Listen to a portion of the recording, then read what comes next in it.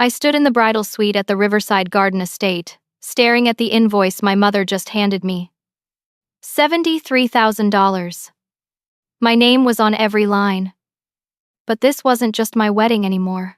My parents had secretly combined it with my sister's 5th anniversary celebration, doubling every expense, and somehow made me responsible for the entire bill. My fiancé Jake squeezed my hand as my mother smiled, that tight, controlling smile I knew too well. She had no idea what I'd already set in motion 3 hours away.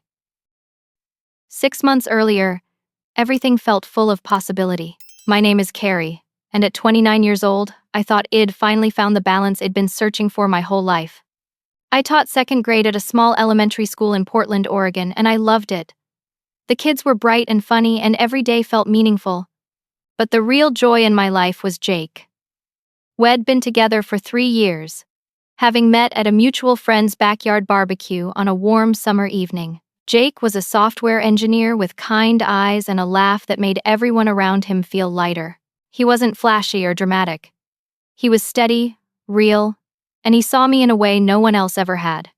When he proposed at Multnomah Falls on a misty October morning, just the two of us standing on the bridge with the waterfall roaring behind us, I felt like everything in my life had led to that moment. He got down on one knee, rain starting to fall, and said, "I want to build a life with you. Not a perfect one, but a real one."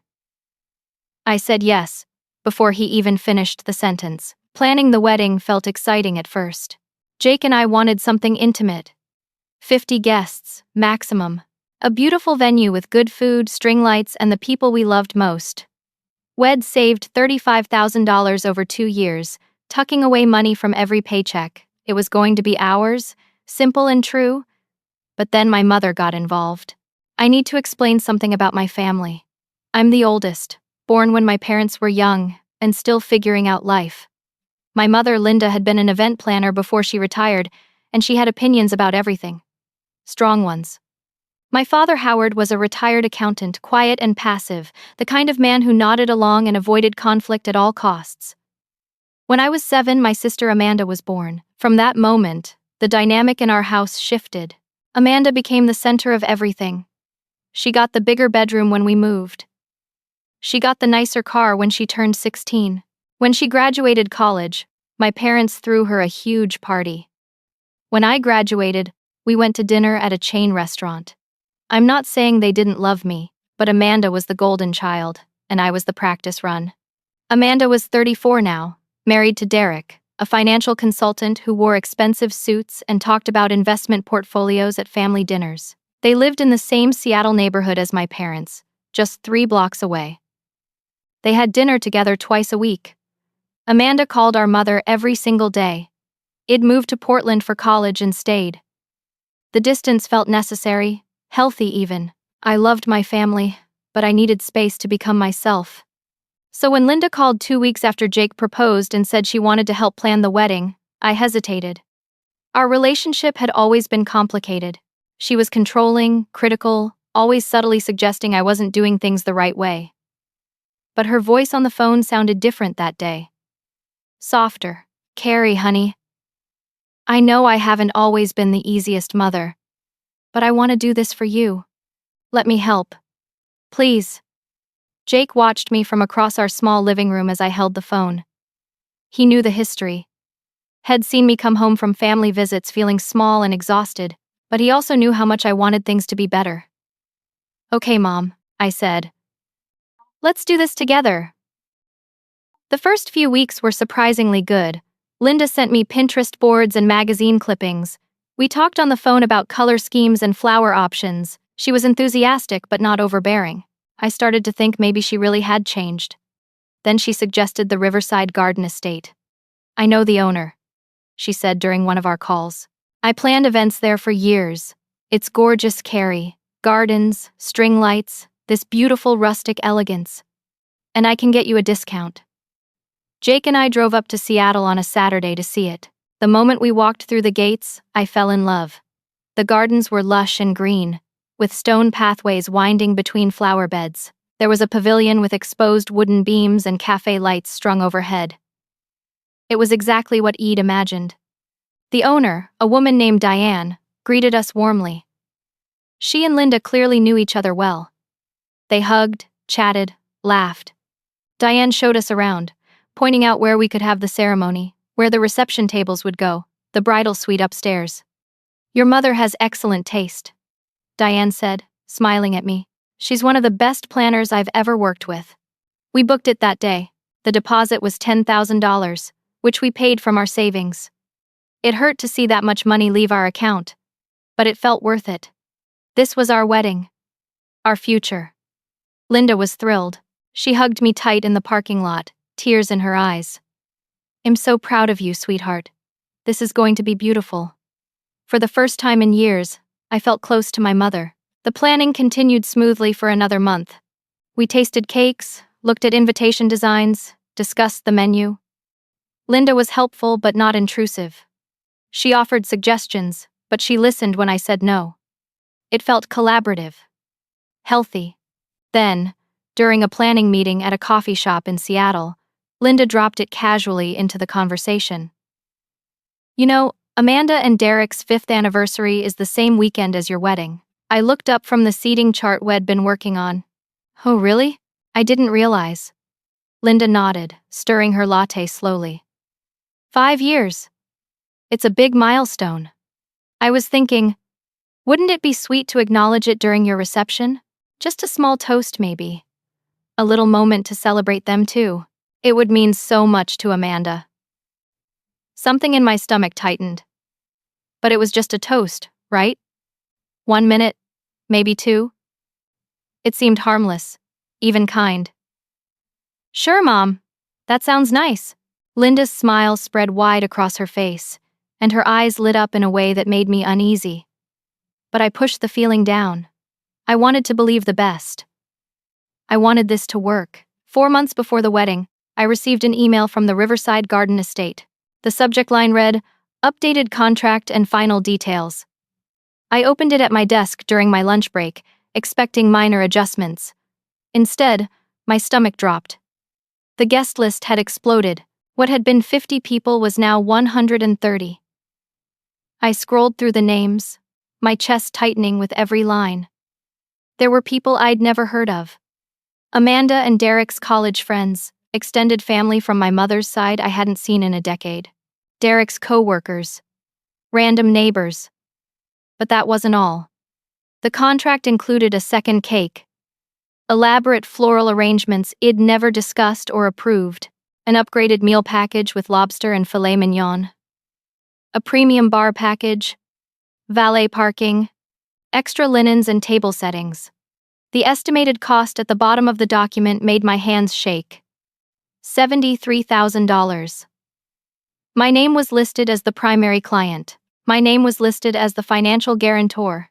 My signature from the original contract had been transferred to this new document. I called Linda immediately, my voice shaking.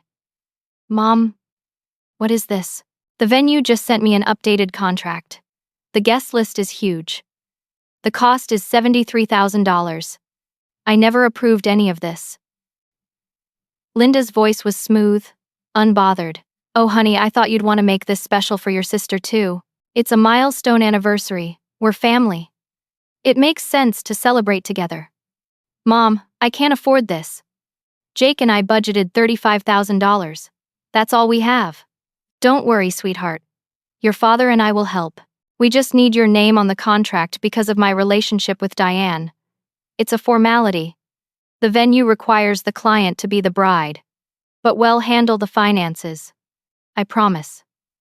I wanted to believe her. I wanted so badly to believe her.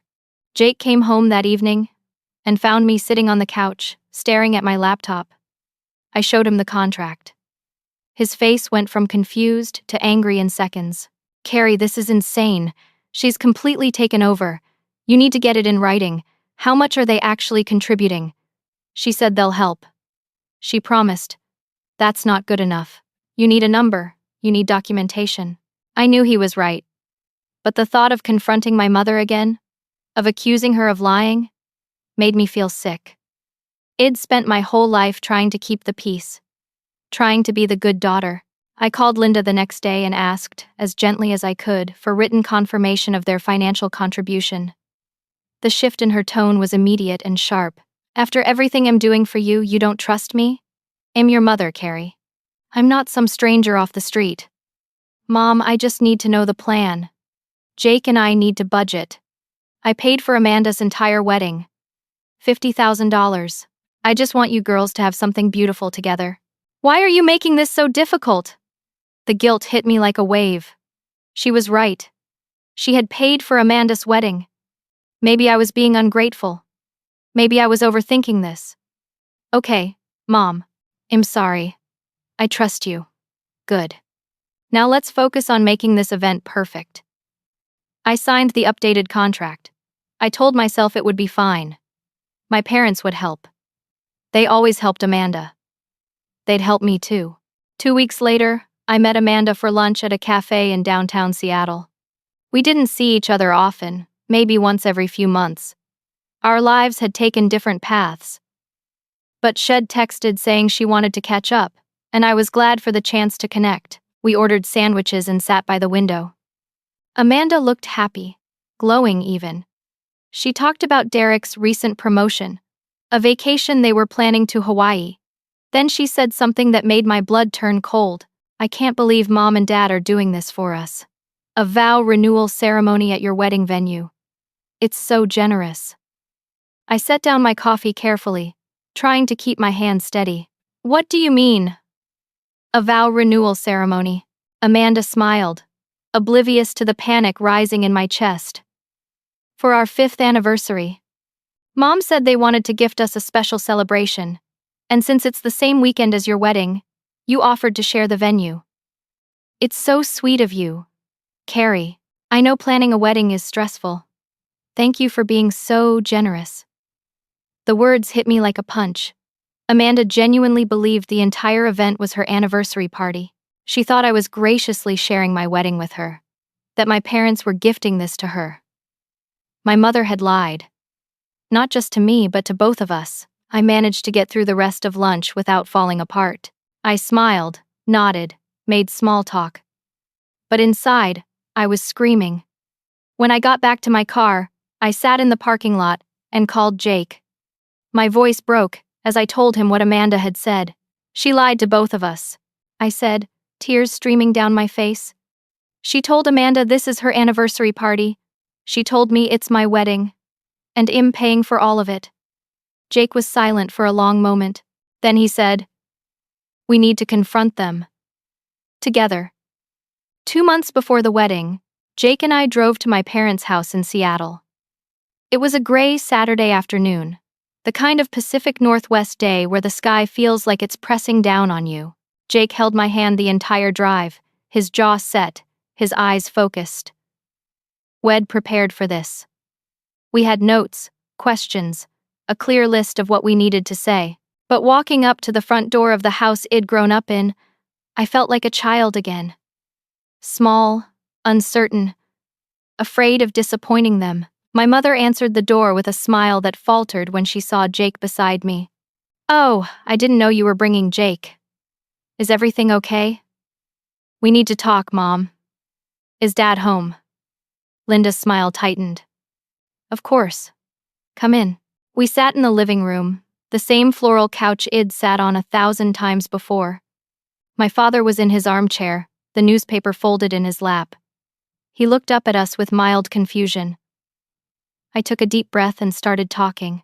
I laid it all out. The inflated costs, the fact that Amanda believed this was her anniversary party, the lack of any written financial commitment from them, the $73,000 with my name as the sole guarantor. "I need to know," I said, my voice shaking but steady. "How much are you actually paying?" Howard looked uncomfortable, shifting in his chair. He glanced at Linda, waiting for her to speak. Linda folded her hands in her lap, her expression shifting from surprise to something colder. "Well, cover what we can, Carrie, but you're an adult now. You and Jake both have good jobs. You should be able to handle your own wedding." The room went silent except for the ticking of the clock on the mantel. "You paid $50,000 for Amanda's wedding 5 years ago," I said quietly. That was different. Amanda was younger, just starting out. "You've been working for years. You're more established. Jake leaned forward, his voice controlled but firm. Linda, you manipulated Carrie into signing a contract she can't afford. You added 100 people she doesn't know. You turned her wedding into your event. This isn't about being established. This is about fairness. Linda's face hardened. I think you're overreacting. This is a family celebration. Both my daughters, together. It's beautiful. It's not beautiful, I said, my voice breaking. It's a trap, and you know it. Linda stood up, her hands shaking slightly. If you're so unhappy, cancel. But I should warn you, the contract is ironclad. I made sure of it. If you cancel now, you'll lose your deposit, and you'll be sued for breach of contract. The penalties are significant. My heart sank. I pulled out my phone and opened the contract I'd saved. I read through the cancellation clause again, the words blurring through my tears. She was right. Canceling meant losing the $10,000 deposit plus penalties up to $30,000 more. $40,000. Money we didn't have. We were trapped. Jake stood up, his face flushed. This is financial abuse. You manipulated your own daughter into a contract she can't escape. How can you live with yourself? Linda pointed toward the door. I think it's time for you to leave. Howard said nothing. He just sat there, staring at the floor, his hands folded in his lap. We left, I cried the entire drive back to Portland. That night, Jake and I sat at our kitchen table, surrounded by printed contracts, bank statements, and legal documents.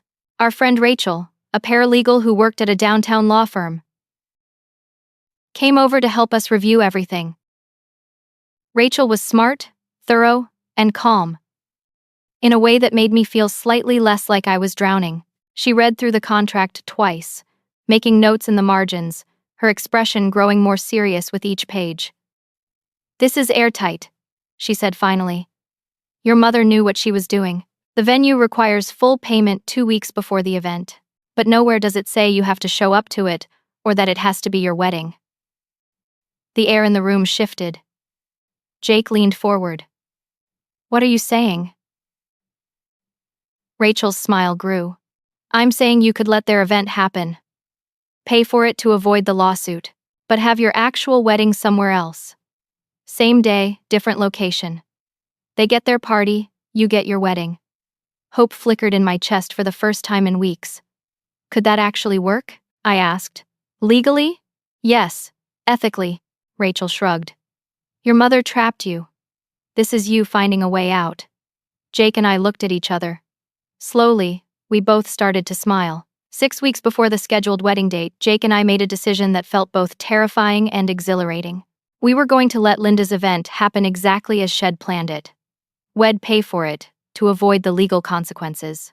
But it wouldn't be our real wedding. We would get married on our own terms, with the people who truly loved us. Hours before Linda's elaborate spectacle even began. The planning happened in secret. I felt like a spy in my own life, coordinating details in hushed phone calls and encrypted messages.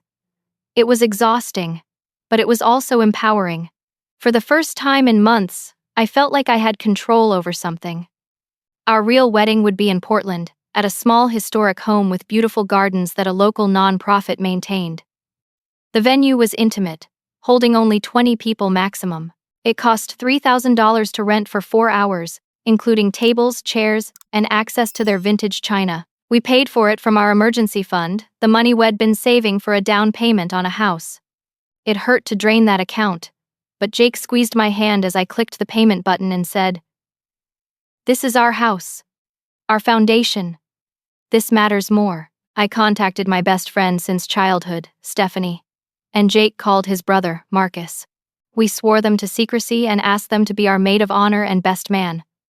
Then we carefully selected 12 other people, Jake's parents, who lived in California and had been horrified when we told them what my mother had done.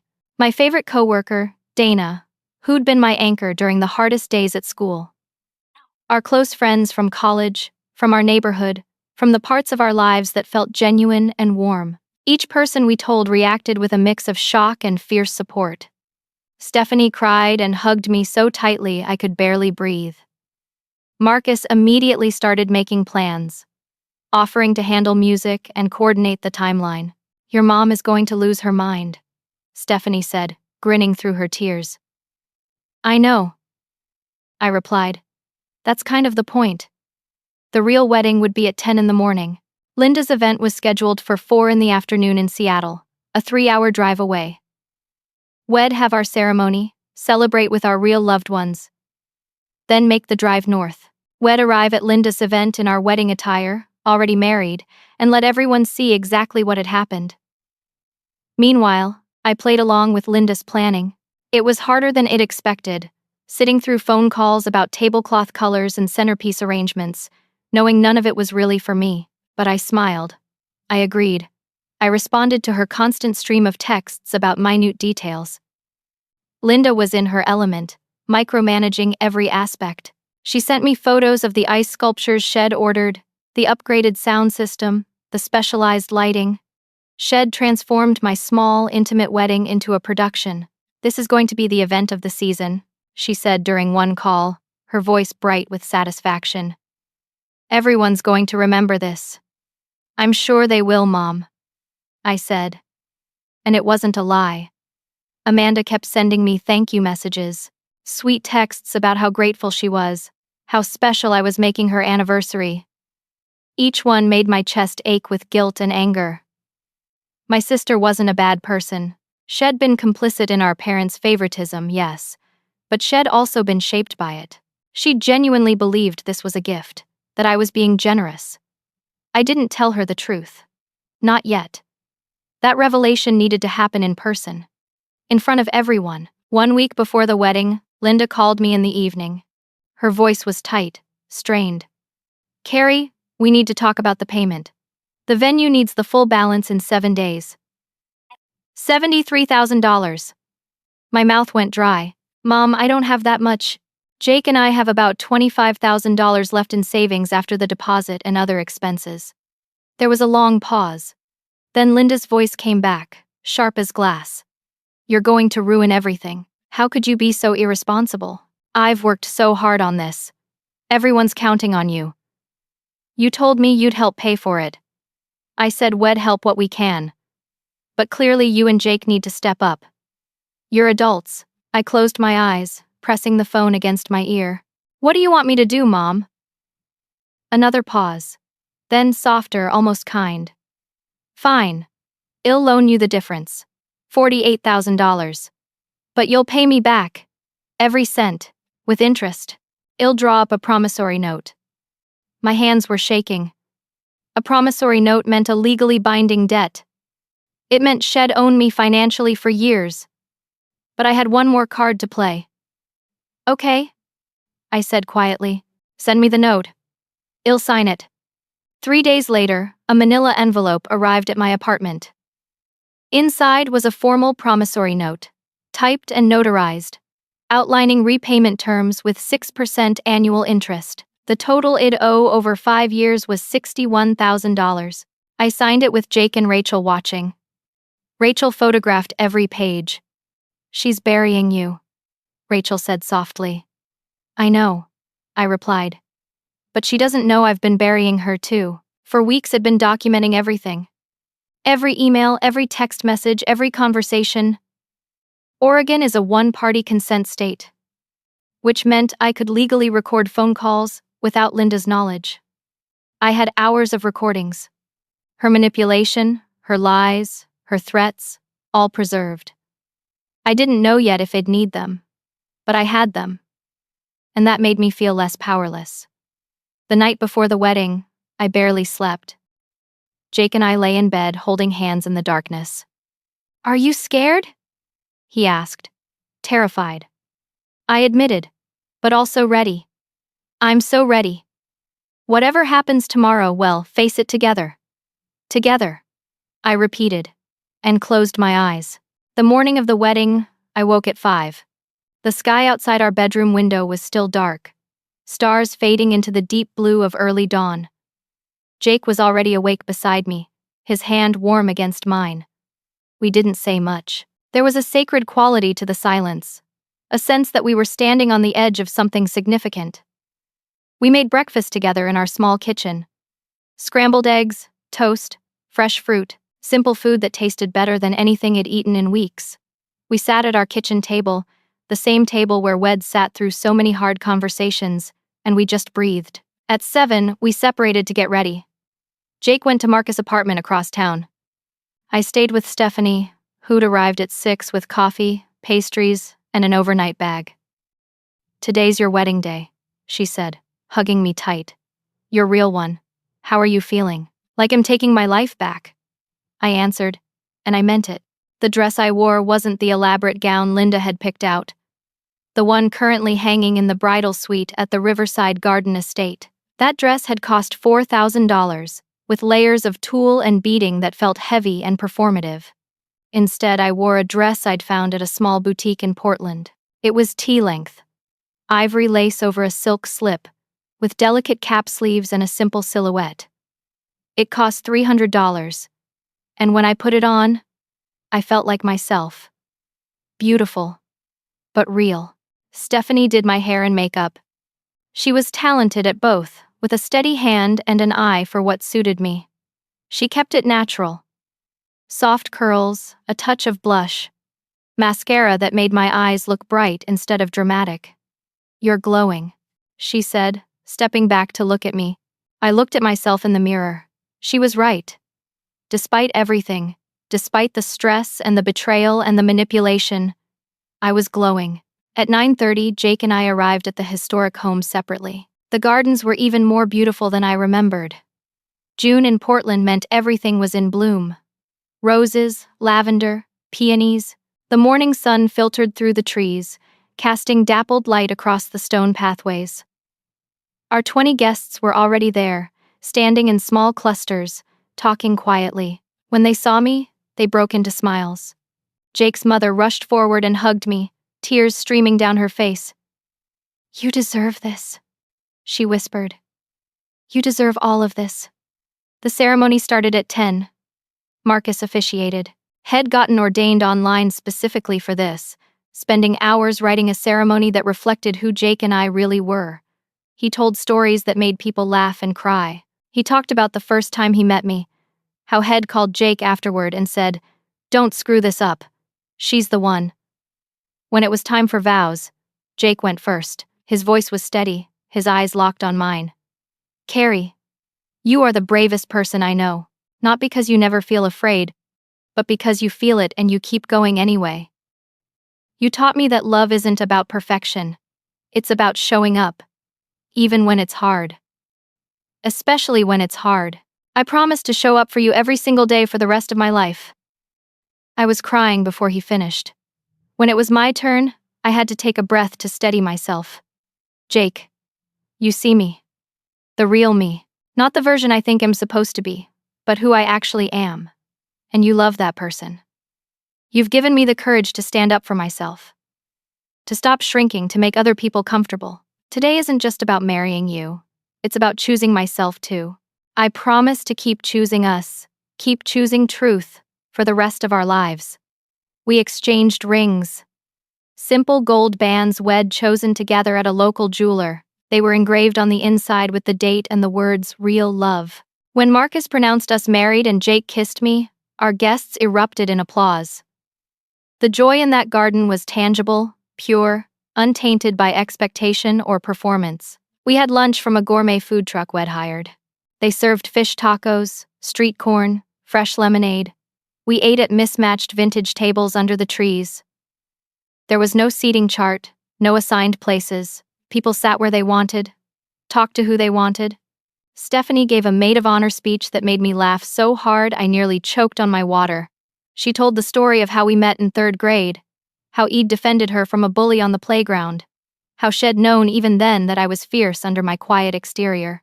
"Today, you reminded all of us what it means to be fierce," she said, raising her glass. "To Carrie and Jake, may you always choose love.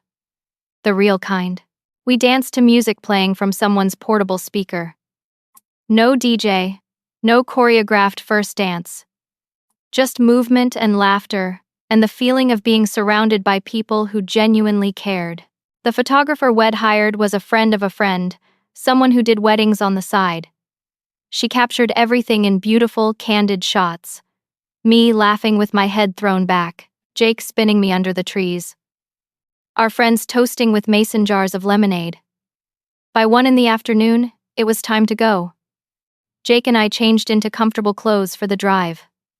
Jeans, soft shirts, sneakers. We packed our wedding attire carefully into garment bags.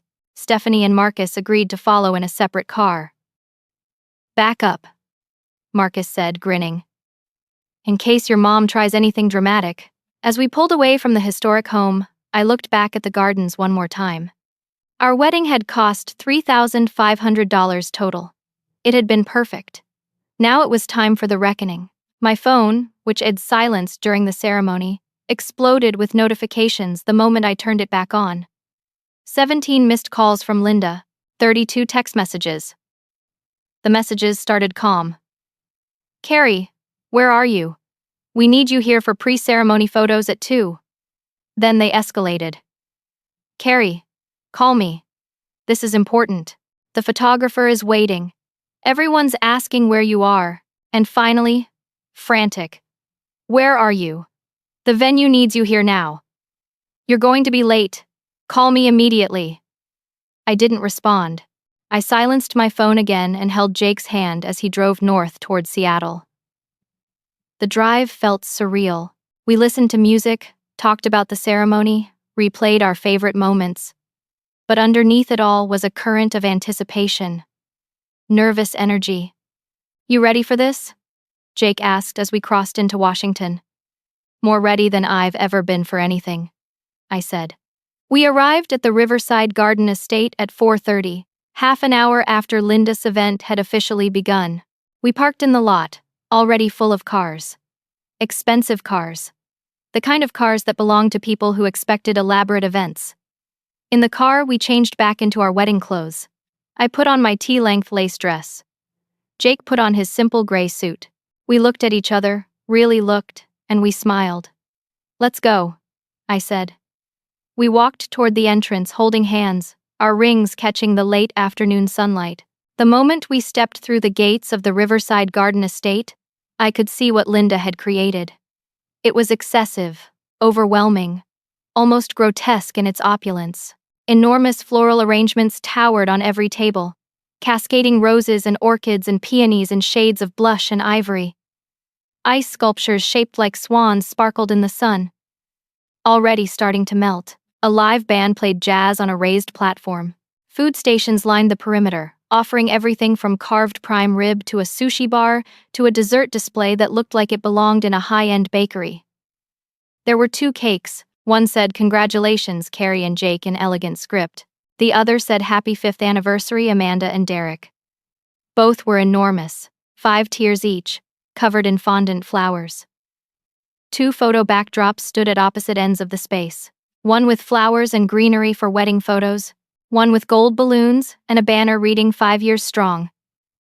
2 gift tables, both already piled with wrapped boxes and envelopes. 130 guests filled the space dressed in formal attire, holding champagne glasses, talking in clusters. Half of them I didn't recognize. Amanda and Derek's people. In the center of it all stood Linda, wearing a dress that was almost bridal. Cream-colored, floor-length, beaded. She was holding court, gesturing animatedly, her face bright with satisfaction. Amanda and Derek were nearby, accepting congratulations from a group of their friends. Amanda looked beautiful in a deep green dress, her hair swept up, smiling that genuine smile she had when she was truly happy. For a moment, I just stood there, taking it all in. This was what my mother had built with my name and my money, a monument to her own ego. Then Linda saw me. Her face transformed in an instant. The satisfaction vanished, replaced by fury and panic. She rushed toward us, her heels clicking on the stone pathway. "Where have you been?" she hissed. Quiet enough that nearby guests couldn't hear, but loud enough that I felt the venom. "You missed photos. You were supposed to be here at 2. What happened to your hair? That's not your dress. What are you wearing?" I looked at her calmly. My heart was racing, but my voice came out steady. "We got married this morning, Mom. In Portland. With the people who actually love us. The color drained from her face. Then it came rushing back, a deep, angry red. "What are you talking about? This is your wedding." "No," I said loud enough now that people nearby started to turn and look. "This is the event you planned and forced me to pay for." "But my wedding happened hours ago." I pulled out my phone and held it up, showing her the photos Stephanie had already sent me. Me and Jake exchanging rings, our kiss under the trees, our friends laughing and celebrating around us. Jake stepped forward, holding up his phone too. More photos, different angles, undeniable proof.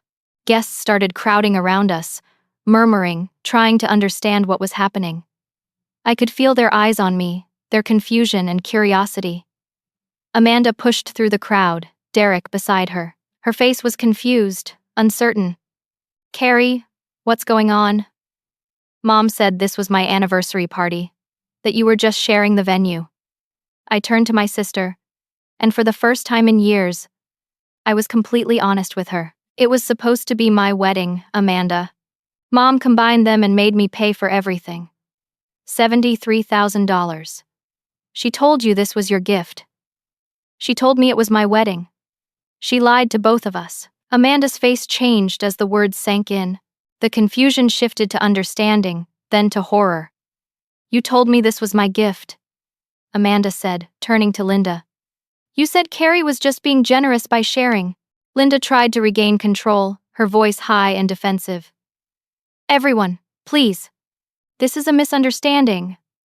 Let's not make a scene." "It's not a misunderstanding," I said, reaching into my bag. I pulled out a folder I'd prepared, filled with printed documentation, emails, text messages, the contract with my name, the promissory note Linda had made me sign. I handed copies to several people standing nearby, including my Uncle Thomas, my father's brother, who I knew was a lawyer. He took the papers, his expression darkening as he read. "This shows everything," I said, my voice carrying across the suddenly quiet space. "How she manipulated me. How she trapped me financially. How she used my name to create this event and then made me responsible for all of it."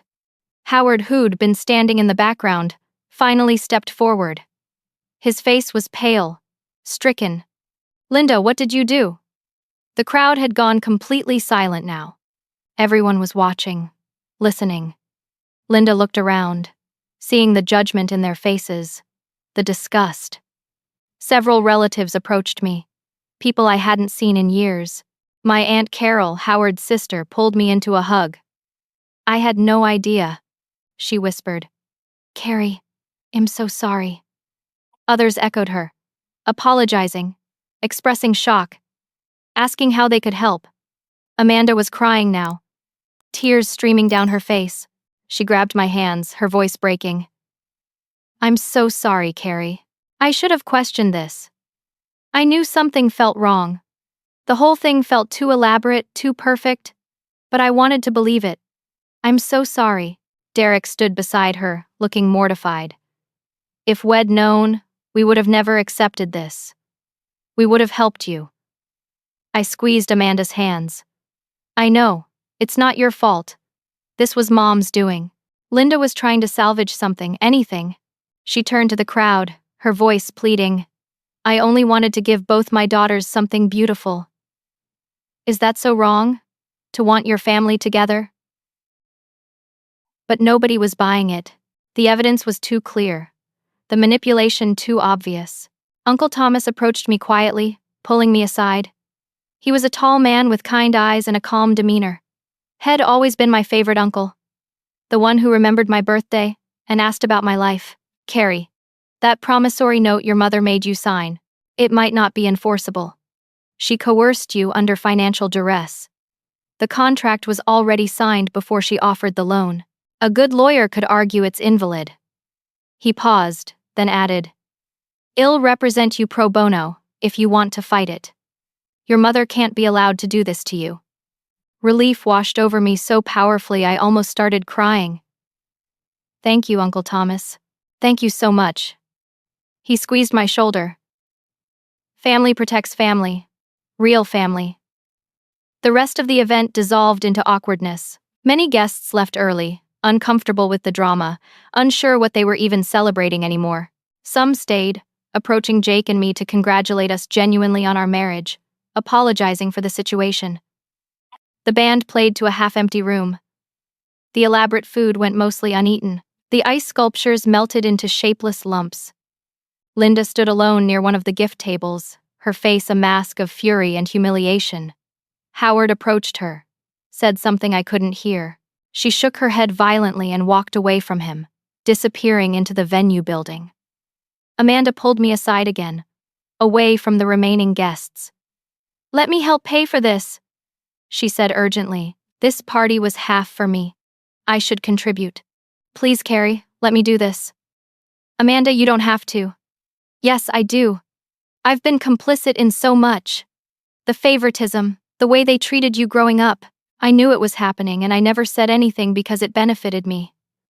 Let me be a real sister now. Let me help fix this." Her eyes were desperate, pleading. For the first time, I saw my sister clearly, not as the golden child or the competitor, but as someone who'd also been damaged by our parents' dysfunction. "Okay," I said softly. "Thank you." Derek stepped forward. "We have savings. We can contribute $20,000. It's not all of it, but it's something." I hugged them both, feeling something shift between us, something healing. Jake and I stayed until the event officially ended at 8, not because we wanted to, but because it felt important to see it through. To stand there in our wedding clothes, married and free, while Linda's elaborate fantasy crumbled around her. As we finally walked back to our car, hand in hand, Stephanie and Marcus met us in the parking lot. They'd been waiting, watching from a distance. "That was the most dramatic thing I've ever witnessed," Marcus said, grinning. "And I grew up with 3 sisters. How do you feel?" Stephanie asked me, her eyes searching mine. I thought about it. Exhausted, relieved, sad, free. All of it at once. "I feel like I can finally breathe," I said. In the days and weeks following the wedding that wasn't quite a wedding, everything shifted. Uncle Thomas moved quickly. Within 48 hours, Head drafted a formal letter to Linda, explaining that the promissory note was legally unenforceable due to coercion and financial duress. The contract for the venue had been signed before the loan offer, which meant Linda had trapped me first and then offered a way out that benefited only her. No court would uphold that kind of manipulation. The letter also stated that if Linda attempted to collect on the debt, Uncle Thomas would countersue for emotional distress, fraud, and financial abuse. He had all my documentation, the recorded phone calls, the emails, the text messages, everything. Linda never responded to the letter.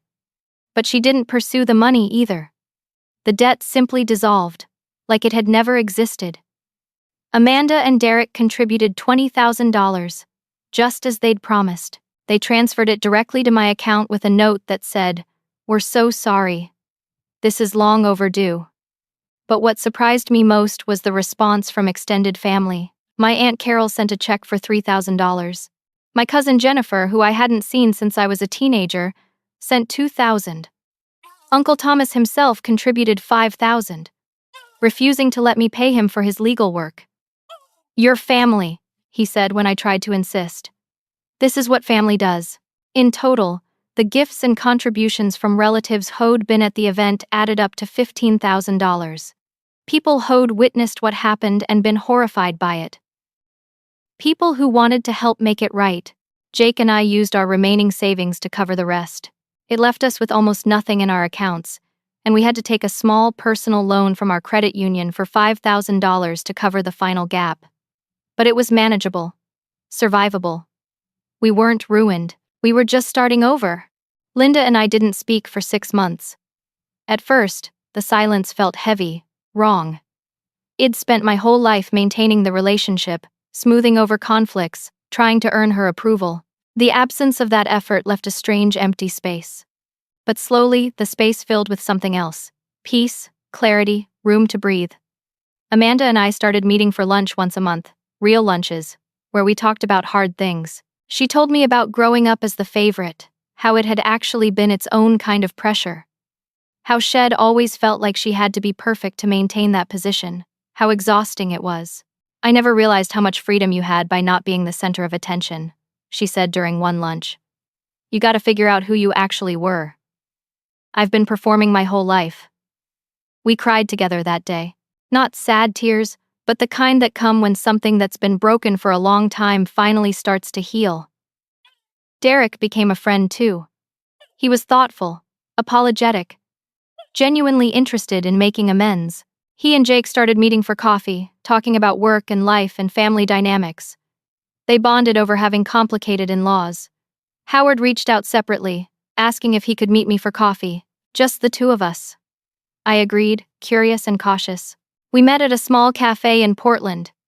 He looked older than I remembered, more worn down.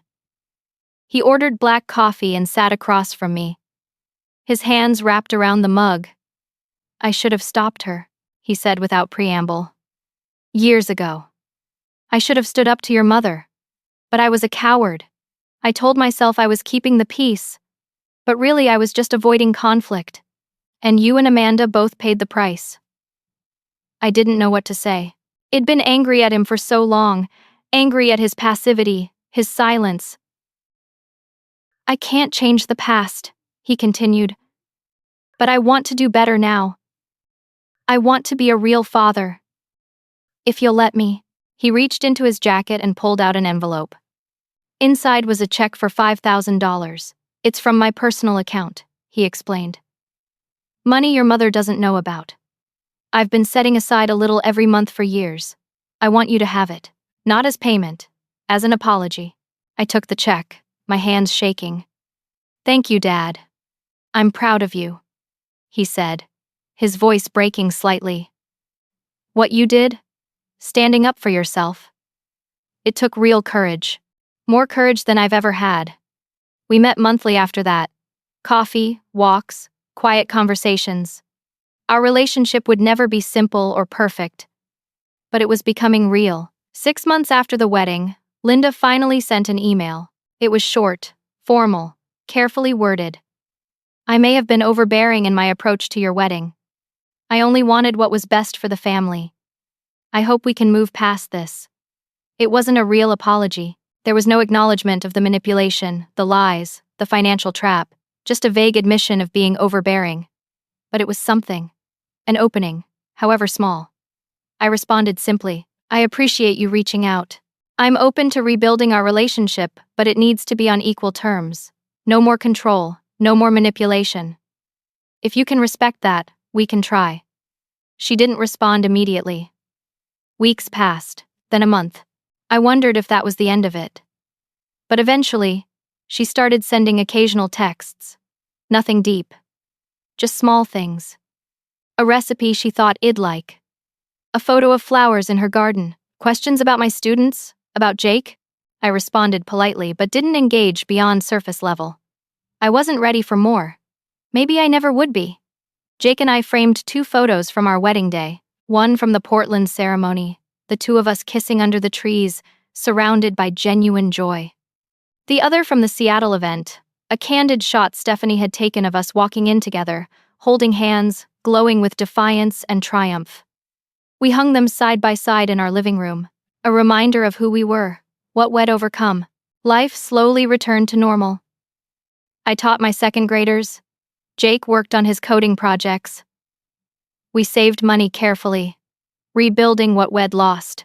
We talked about buying a house someday, maybe having kids. The financial recovery took a year. Between the contributions from family, our careful budgeting, and steady paychecks, we paid off the credit union loan and started rebuilding our savings. It wasn't fast, but it was steady. 1 year after our real wedding, Jake and I decided to celebrate our anniversary with a small gathering. We invited the same 20 people who'd been at the Portland ceremony, plus Amanda, Derek, Howard, and Uncle Thomas. We hosted it at our apartment. Nothing fancy. Potluck style, with everyone bringing a dish. We set up folding tables in our small living room, put out mismatched plates and cups, played music from a laptop. Amanda brought her famous lasagna. Stephanie made her grandmother's apple pie. Jake's mother brought tamales Shed spent all day preparing. As we sat around eating and talking, Amanda stood up and cleared her throat. The room went quiet.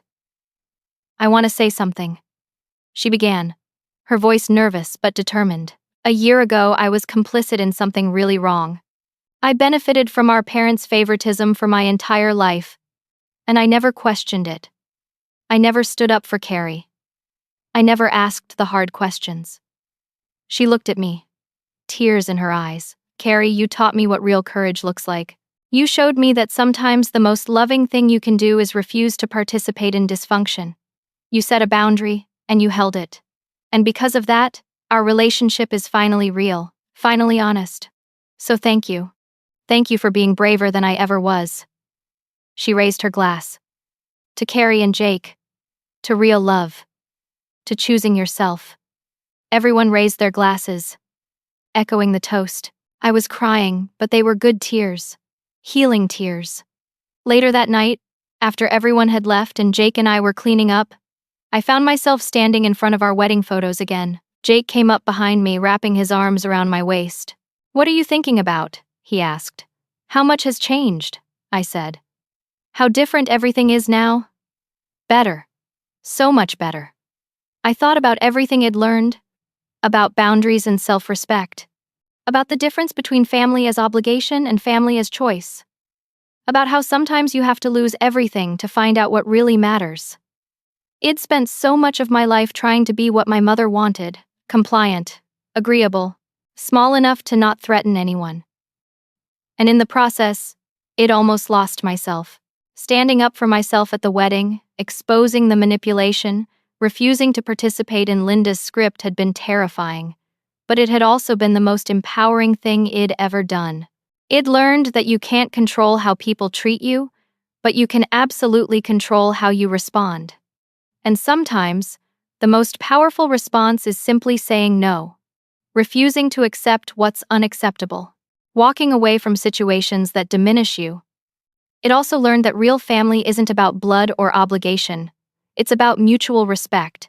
It's about people who see you, truly see you, and love what they see. Who show up when things are hard. Who celebrate your joy without trying to claim it for themselves. Amanda and I were closer now than we'd ever been.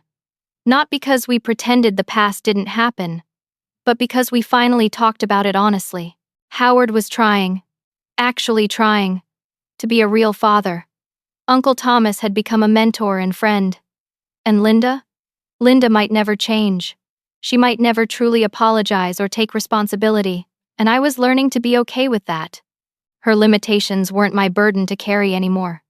I turned in Jake's arms and kissed him. Thank you for standing beside me through all of this. Always, he said. That's what real partnership is. As we finished cleaning up and got ready for bed, I felt a deep sense of peace.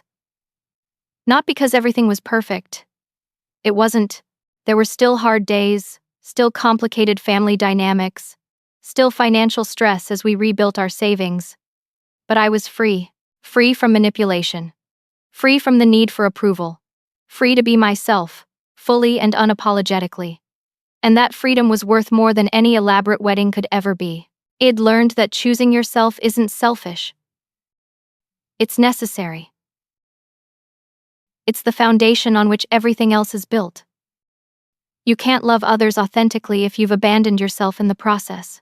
I'd learned that boundaries aren't walls meant to keep people out. They're definitions of where you end and others begin. They create the space for real intimacy, real connection.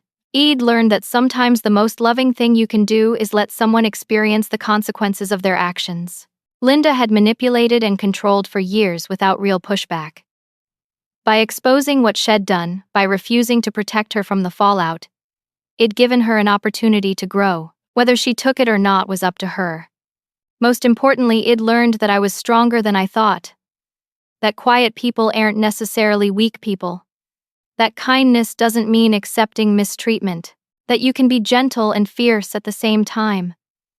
Standing in my small Portland apartment with my husband, looking at photos of the wedding we'd created on our own terms, I felt genuinely happy.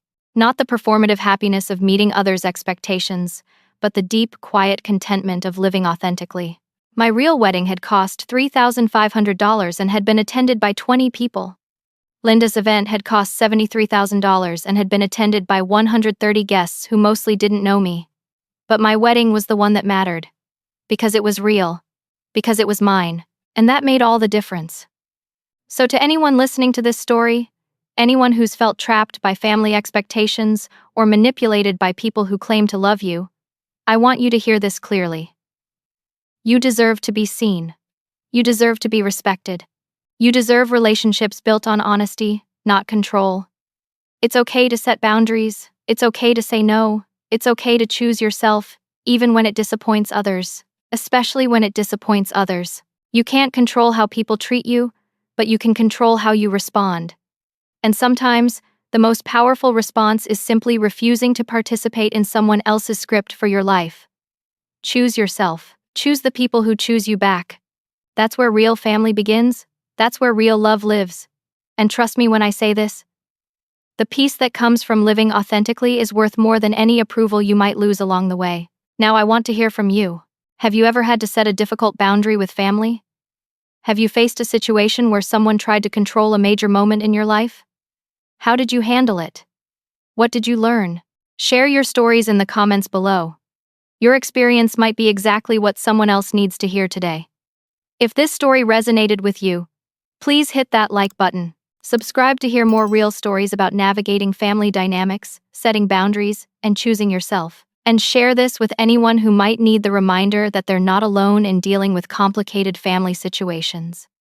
Thank you for listening to my story. Thank you for being here.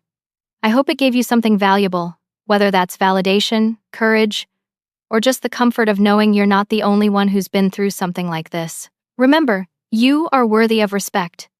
You are worthy of genuine love. And you are absolutely worthy of a life that reflects your truth, not someone else's expectations. Take care of yourselves, be kind to yourselves, and never ever be afraid to choose the life that feels real to you.